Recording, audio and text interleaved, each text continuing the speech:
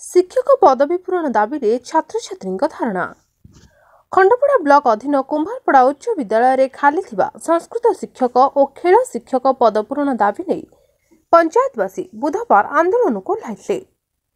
छात्र छात्री और अभिभावक विद्यालय फाटक पूर्वाह्न 10टा समय शिक्षक नियुक्ति न हेबा पर्यंत धारणा बसिथिले।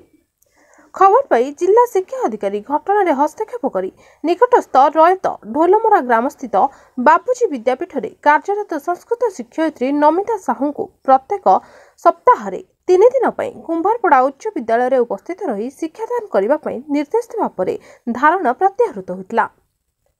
विद्यालय में खाली थिबा संस्कृत शिक्षक खेल शिक्षक और अन्य पदगुड़िक स्थायी शिक्षक नियुक्ति दिया न कले आगामी दिन में अंचलवासी पुनर्बार आंदोलन को ओह्लाइबे बोली चेतावनी दैछन्ति। खंडपड़ारू दुर्गा प्रसाद आचार्य रिपोर्ट मणिभद्रा खबर।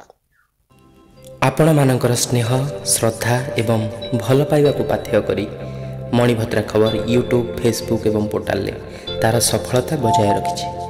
एहाको आहुरी लोकप्रिय करने को ई पेपर शुभारंभ मध्य करा जायछि। आमको यही भली प्रेरणा एवं सहयोग जोगाइबा सहित लाइक शेयर एवं सब्सक्राइब करंतु। मणिभद्रा खबर संपर्क जनतार।